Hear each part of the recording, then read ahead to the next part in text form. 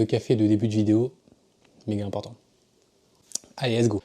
Bonjour à toutes et à tous, j'espère que vous allez bien et que vous êtes en forme. Aujourd'hui, on se retrouve pour une vidéo, oh là là, une vidéo, j'ai beaucoup hésité à la faire. J'ai énormément hésité à la faire et aujourd'hui, on va faire concis, on va faire court, je le dis pour m'y tenir, parce que tourner pendant 40 minutes et faire une vidéo de 20 minutes, c'est bon, hein. Aujourd'hui, c'est une vidéo que j'ai beaucoup hésité à faire puisqu'on va parler de Yeezy. On va montrer deux paires assez outsiders dans le monde de la sneakers, si on peut appeler ça comme ça. Vous savez que j'ai beaucoup critiqué Yeezy. Je suis un des plus grands détracteurs des Yeezy. Pourtant, je viens d'acheter deux Yeezy et en plus de ça, il y a des Yeezy dont je suis totalement fan. Voilà, j'y peux rien. La Azazel, c'est une de mes Yeezy préférées. La Vanta, en vrai, si ça valait pas ce prix-là, la Yeezy Vanta, je la mettrais tous les jours. J'en aurais 4 différentes.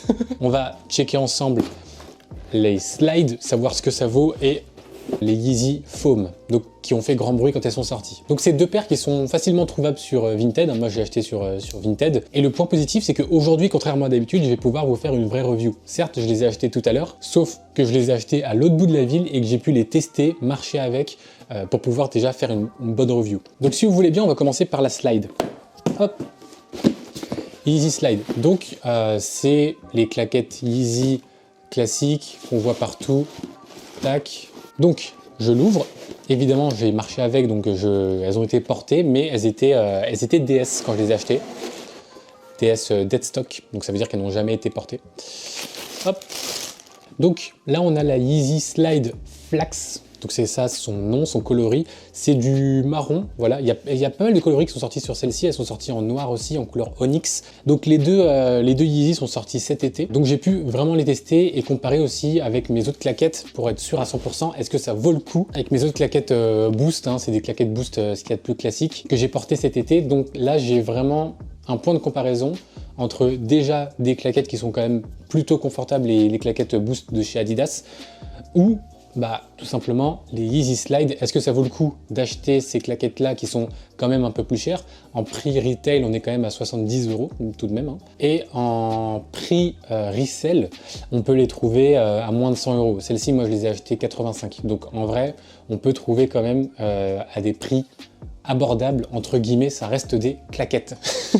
Déjà, c'est un design assez particulier. Elles sont hyper épaisses. De toute façon, si vous regardez la semelle, vous voyez bien que c'est une semelle hyper épaisse. Si je compare à la semelle des Boost classiques, qui est déjà pas mal épaisse, là on est vraiment sur un autre niveau au niveau des slides. Et c'est vrai que j'ai pas vu grand monde en porter sur Nantes, mais je me suis toujours demandé, même quand je voyais sur les réseaux, ou même voilà, je me suis toujours demandé, est-ce que c'est confortable ou est-ce que c'est tout simplement un accessoire de mode, un effet de style, et mettre 70 € retail dans une paire de claquettes, ça sert pas à grand chose. Donc voilà, là aujourd'hui j'ai voulu répondre à la question. Pour moi, je vous spoil, la réponse c'est oui. Parce que le confort dedans est incroyable. Je sais que vous êtes très friand des plans de coupe en mode zoomé, donc je vous en fais. Donc les Yeezy Slide, elles sont pas lisses, il y a un espèce de petit grain dessus quand même. Et ce qu'on peut voir déjà, c'est que donc il y a le logo Adidas ici, et c'est un peu bombé au niveau du talon, hein, on le voit avec les effets de lumière. C'est vraiment tout plat dedans, hein. En dessous, donc voilà, j'ai marché avec tout à l'heure, hein, j'ai marché une bonne demi-heure avec. Donc c'est comme ça, c'est cranté. Je sais pas si on va le voir, mais ici à l'intérieur, il y a marqué Yeezy Made in China. Et la taille, donc c'est du 9 US. Voilà. Il n'y a pas spécialement plus de zoom à faire que ça. C'est vraiment une seule pièce. C'est le principe en fait de tout ce qui est Yeezy comme ça en plastique. C'est une seule pièce. C'est un moule qui va donner une forme particulière dans un matériau particulier qui va être découpé ensuite pour faire une Yeezy Slide. Plutôt que d'avoir des claquettes classiques quand vous voulez un petit peu aérer vos pieds, franchement c'est cool. Et pour avoir marché avec une bonne grosse demi-heure, c'est très confortable. Vraiment, je dis pas ça comme ça, c'est beaucoup plus confortable que les Adilette Boost que j'ai. Et vraiment, ça a le confort d'une basket. C'est-à-dire que vous avez quand même une grosse semelle. Et ce qui est bien aussi, c'est que c'est un plastique qui va un peu accrocher. C'est-à-dire que votre pied ne va pas glisser dans la claquette. Et quand vous arrivez, parce qu'il faut quand même bien mettre son pied au fond. Quand vous arrivez à mettre votre pied dedans, vous bougez plus et ça c'est plutôt cool. Il n'y a pas de truc genre ta claquette elle fuit pendant que tu marches. J'ai même pas essayé de courir avec, mais je suis sûr que tu peux courir avec ça sans problème. Je recommande, c'est très très confortable. Et moi qui ai du mal à mettre des claquettes ou des tongs ou des trucs comme ça parce que je trouve... Enfin moi j'aime pas qu'on voit mes orteils, c'est un délire que j'ai mais c'est comme ça. et en tout cas ça masque un petit peu. On voit le bout mais on voit vite fait. Donc ouais, plutôt content. Ouais. Maintenant on va passer à l'autre. Alors déjà, je savais pas du tout que les boîtes des Yeezy Foam étaient juste cartonnées comme ça, couleur craft. Parce que sur toutes les Yeezy, normalement, tu as le numéro, ou là marqué slide, et donc sur le côté, le modèle, etc. Ici, la taille. Et effectivement, sur les Yeezy Foam, il n'y a pas du tout d'écriture sur la boîte. Il y a juste ici le code barre avec la taille. Et quand tu ouvres, hop, tada! C'est ici que tu as marqué Foam. En vrai, c'est stylé quand même. C'est plutôt pas mal. Donc la Foam, celle-ci, c'est la Onyx, donc c'est la noire. Voilà, et dans la boîte, il y a marqué hop, Foam Runner. Et au fond, et en fait, tout est au fond de la boîte. C'est-à-dire que les inscriptions qui sont censées être à l'extérieur sont au fond. C'est hyper stylé, je trouve, d'avoir fait une boîte un peu inversée. Ah oui, je ne l'ai pas dit, mais pour la claquette, la slide, il faut la surtailler. J'avais cherché sur internet un petit peu avant, mais moi je fais du 42, 42,5, et là j'ai pris du 43, et je suis dedans, je suis bien, mais je me dis, je suis sûr que 44 ça aurait été aussi. Donc attention, bien surtailler si vous voulez prendre des Yeezy Slide, mais ouais, une fois que vous êtes dedans, c'est un délire. Il y a un peu d'eau dessus parce que je les ai lavés. Pareil, je les ai portés beaucoup moins longtemps que les autres tout à l'heure parce que je voulais bien tester les slides. C'est un ovni. Le truc, c'est un ovni. De toute façon, vous pouvez voir directement ici.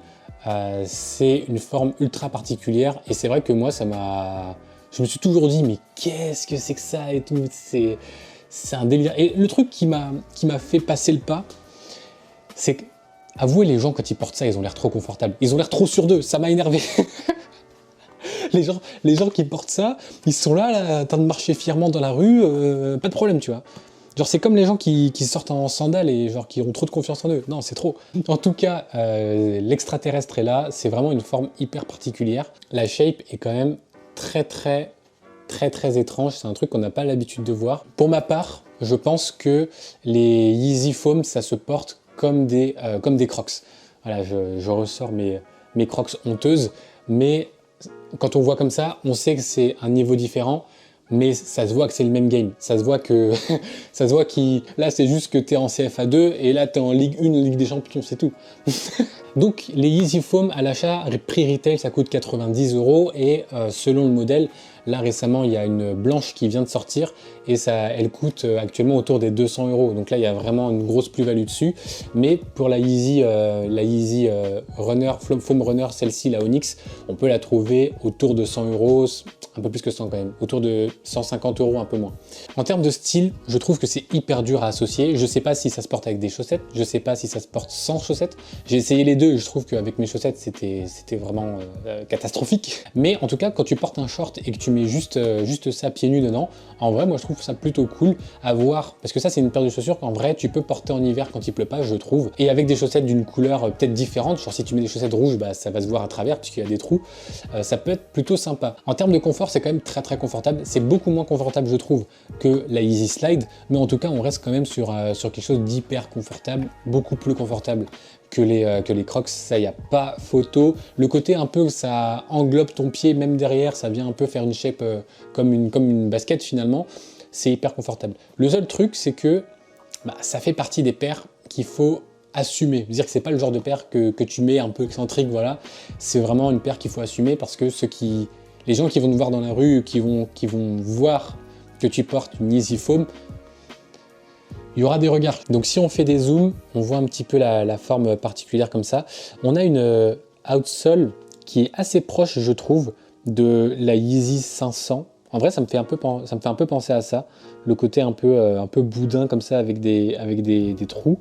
Le logo Adidas sous la paire et nulle part ailleurs. Il n'y a aucun moyen de savoir que c'est Adidas, sauf si on regarde sous la paire. C'est plutôt cool.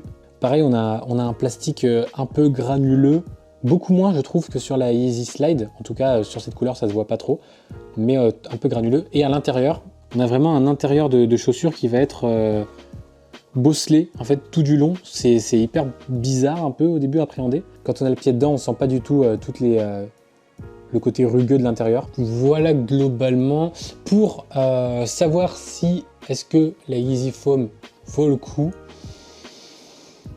je pense que oui, quand même, parce que je trouve que c'est une paire iconique et qui a fait quand même grand bruit quand elle est sortie.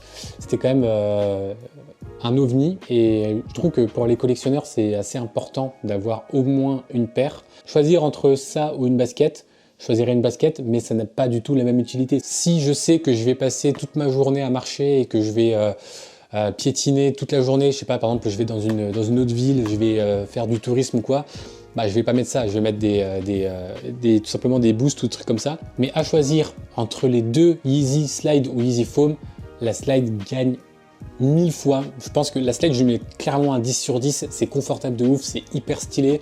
Quand tu l'as au pied, je trouve c'est un bijou, c'est un petit nuage. Alors que je pense que la Foam, je lui mettrais peut-être un 7 sur 10. 7 sur 10 parce que c'est quand même moins confortable, ça c'est sûr, mais ça reste quand même stylé et dans la collection, ça fait toujours son petit effet. Dites-moi si vous en avez, vous, chez vous, comme ça on pourra débattre en commentaire. Dites-moi si vous avez déjà hésité à acheter ça, ou si vraiment vous faites partie de la team jamais de la vie, je touche, même j'approche les Yeezy Foam. En vrai, moi j'étais comme ça, j'étais en mode vas-y, c'est mort, jamais je touche à ça. Mais je trouve que, avec du recul, ça vaut le coup quand même d'essayer, de voir un peu comment c'est. Je dis pas que je vais les garder 5 ans, mais je dis quand même que dessus, il y a un gros effort de design et de principe de paire monobloc qui est hyper intéressant d'un point de vue, voilà, passionné de sneakers. Avec toutes ces vagues et tout, non, vraiment, vraiment, plus je la regarde, plus je l'apprécie.